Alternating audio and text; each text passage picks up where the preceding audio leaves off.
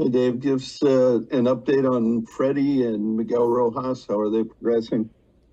They're progressing, Bill.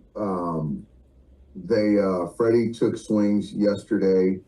I think he'll probably do more of that today. The hope would be to, get them both some live pitching, probably tomorrow or Friday. I think with Miggy, I think what we're expecting is sort of how he's felt all year. That's kind of the hope. And so it's not going to be 100%, but he certainly has played well for us all year. So given this week off, I think that's kind of where we'll be with him. And with Freddie, I think each day has gotten a little bit better, and we're just trying to increase that activity each day. With Freddie, he's a guy who's very much in the everyday rhythm. He's not used to taking time off like he's had to this year. How do you think that might affect his production, his swing offensively? He certainly is a routine guy. I think the only thing I can kind of liken it to is when he took time off this year to be with Max, and he came back swinging the bat well. So hopefully that's kind of the same deal. But yeah, it's certainly not ideal. If you're following the American League wildcard game right now, the Tigers went with a bullpen game in game 2. What does that say about the way the importance of starting pitching has changed over the years? It certainly has. I think that, it's just kind of the way life in baseball is now. And I know that there's talk about trying to, get it back to starters going deeper. But I think, from, people that are in the game, as far as managers and front office and things like that, you're just trying to figure out the best way to prevent runs and get 27 outs. So there's just certainly no right or wrong way. And you have to weigh in, the options of what you have as far as starters. And so obviously those guys, that's the decision they made. And it's looks like it's working out pretty well so far. Thanks, Dave. Yeah, you got it, Bill. Next question is from Dave Vassay. Go ahead, Dave. Hey, Dave, going back to Freddie, just curious, your thoughts on how he's going to be able to move laterally around the bag and just run the bases. Have you got any indications that it may be better than what, it was a couple of days ago? Indications are that it's a little bit better than it was a couple of days ago, but it's just hard to see a world where it's not limiting as far as on the bases, the laterals. So right now, I'm just going to remain optimistic. And then, when we get to Friday and then obviously Saturday, then we'll kind of make decisions on, how he's used as far as in the game. But I still have all confidence that he's going to be in the starting lineup. And Dave, I know it's early in the week, but have you noticed a different mentality amongst the players in preparation for this year's playoffs than you saw a year ago or 2 years ago? I do. I see some more hunger. I see some more edge. I like that. And not to say that guys weren't prepared or trying or cared, but there's a different level of intensity and that kind of sour taste that you have when you make an early exit from the postseason. Our guys are tired of it. And so this is another opportunity. So, yeah, Dave, I do sense that edge, which I love. Thank you. Next question is from Jack Harris. Go ahead, Jack. Hey, Dave, just to follow up on that, how have you seen that these couple of days? Has there been specific things in the on-field work or just behind the scenes that's kind of where that's manifested? Guys coming together with the watch party, sacrificing time with their families, which is obviously most important. But this time of year, there's got to be some sacrifices and bonding, which is initiated by the players, which is most powerful. Hearing about guys not caring who we play, they've got to beat us. We're the team with the best team record in baseball. We have a lot to prove. A lot of people have certainly doubted us, and so I think our guys have kind of embraced that. And I like, again, Jack, I like the edge. I like that hunter mentality from us. One of the things your hitters have talked about the last couple of years is how well you guys in the regular season game plan and scout opposing pitchers and kind of build a plan of attack offensively. How much more difficult is that in a postseason environment where teams might be more likely to change tendencies or whatnot? And are there things that you guys have, when you look back on the last couple postseasons, either seen or kind of identified as ways you can be a little more consistently as a team offensively? I think the game planning is one part of it, but you have to be able to read and react. You have to be able to pivot. You have to be in the moment and make adjustments to what they're trying to do. But at the end of the day, it's competition. In the postseason, you see it every year. I just believe that the teams that fight hardest, compete the hardest, have the most success, and that's on all facets of the baseball. And then with the pitching staff, how important will it be to get some length out of the rotation? Or do you guys feel like with the depth you have in the pen that there's, different ways you can kind of, prevent runs and put 27 outs together in a game? I think it's more important. It's always helpful. It's more important in a longer series, and when you're talking about a shorter series, it happens quick. So to be able to respond and win that night's game is most important. So however that looks, if a guy's going to go 9 shutout or he's going to go 4+, honestly, it's whatever is best for that night. You pick up the pieces and you reset for the next day. And that's sort of the message for the pitchers is get as many outs as you can. Thanks, Dave. Yeah. Next question is from Fabiana Adaya. Go ahead. Hey, Dave, sort of on that, are you guys sort of treating Yamamoto as if he's fully built up at this point? Yeah, I'd say so. And I don't know if he's gone much past 100 pitches this year. So I would say that's kind of where he's at. And that's all, predicated on how he's throwing the baseball. But I would say that given his rest, recovery, how he's feeling, I think the full buildup is fair. And Brandon was just saying that he wasn't sure yet if you guys are going to go 13 position players or pitchers or carry an extra position player. What sort of goes into those decisions and how much that's going to depend on maybe who you guys match up against?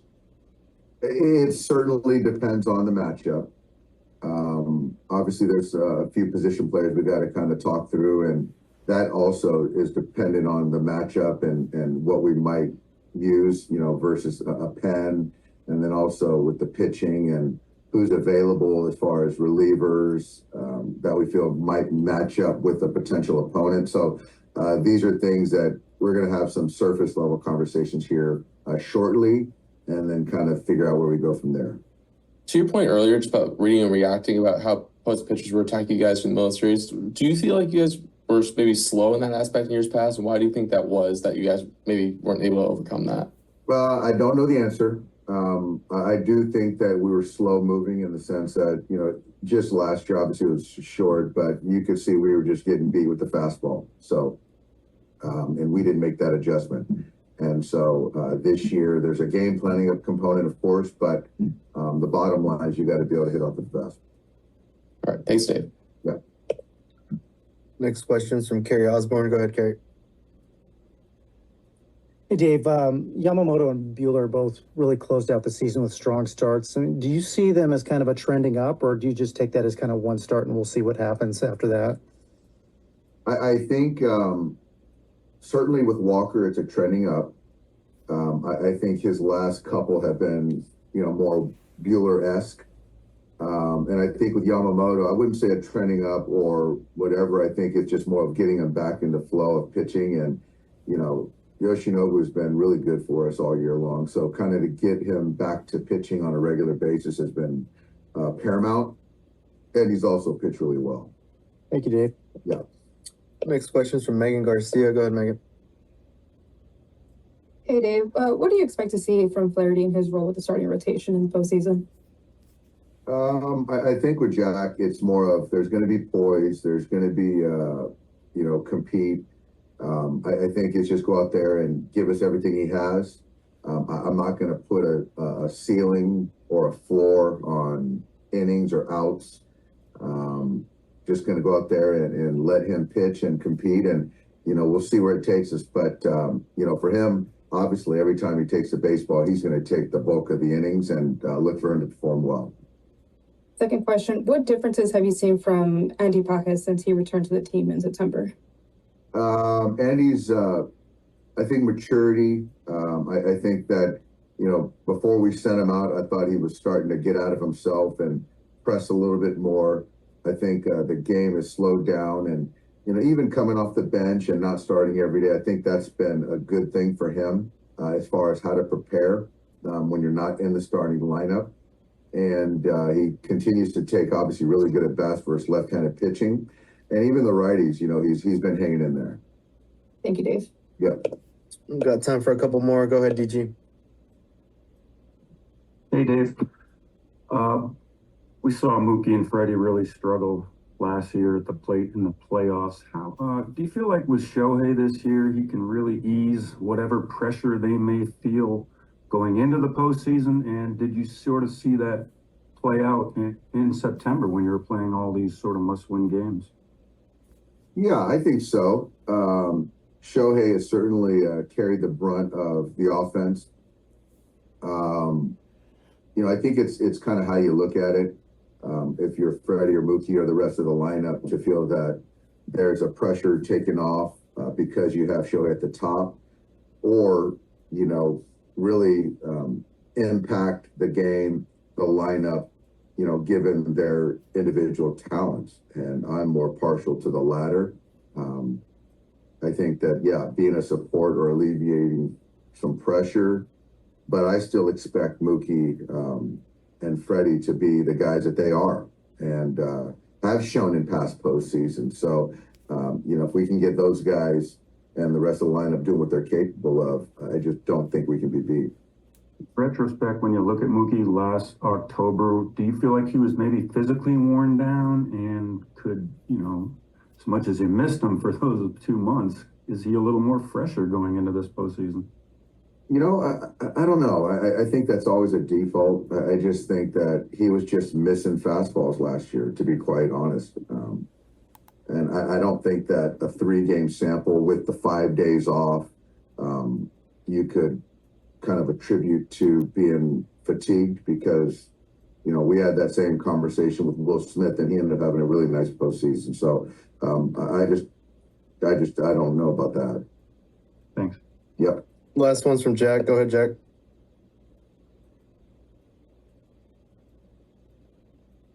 Sorry, I didn't mean to have my hand up. I'm doing. Last one's from Eric. Go ahead, Eric. Dave, a little more on the lineup. How would you compare the depth of this lineup this year, say the last few years? It's hard to beat. I think it was 21. But this, I would say this lineup is probably the best we've had. Given everyone's healthy, and we obviously got to see Freddie coming back and Miggy coming back. But I think when everyone's right, I think we're very good versus left, versus right. There's an on base, there's a slug component, there's a bat to ball component. So I think that, it's very well balanced and probably our best. And then I guess adding Edmund to that mix, what has he brought the last 6 weeks or whatever it's been?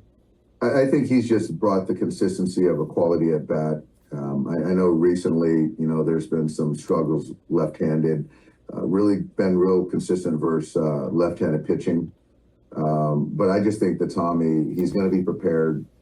He doesn't run from big moments. I just see big hits coming from him. And then his ability to kind of solidify the defense in the middle of the diamond. Obviously with Miggy going down and then being able to bounce out. 2024年シーズンを通じて、ドジャースの第5翔平投手は、多部勢の歴史的な事業を達成し、その一つに同取りで成功率 93.7% という驚異的な数字があります。メジャー2位となる59同取りでを記録したキマシズン、第5のは50本取りで、大と50同取りでを達成するという前代未聞の快挙を成し遂げ、その偉大なシズンを象徴する数字として成功率の高さが急立ちました。Mlb 公式サイトのサラ・ラングス記者が伝えたこの驚愕の記録はファンやメディアを再び驚かせました。シズン最終戦となった9月29日、日本時間30日、父ロッキーズ戦で大コノは59同取りでメアを決めました。さらに特別すべきは7月23日、日本時間24日のジャイアンツ戦以降、36回連続で同取りでを成功させたことです。この連続成功の力には緻密な準備と冷静な判断がありました。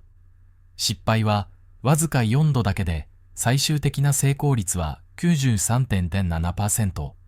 この数字は Mlb 史上初めて達成された5本取りで大安打50同取りでの魚と並ぶほどの価値を持ちます。サラモ・ラングス記者が報じたところによれば、50同取りで以上の成功率 93.7% は1951年に両リーグで同取りで私が正式に計測され始めて以来最高の数字です。つまりこの記録は過去73年にわたるメジャーリーグの歴史を付すものであり、これまでの誰もが到達できなかった基準をタウトが再び打ち立てたのです。米国の Mlb ネットワークのリサーチ版もこの数字に驚きを隠せません。彼らはこの記録がいかに価値があるかを強調し、タイコヌがメジャーリーグの歴史に新たなページを囲んだことを報じました。大コヌの8取りで成功率は単に彼のスピードを示すだけでなく、彼の優れた戦術眼と判断力、そして冷静なパフォーマンスの結果と言えるでしょう。太鼓自身も失敗しないことを第一に考えながら同取りでしています。とコメントしており、成功率の高さへのこだわりを明かしています。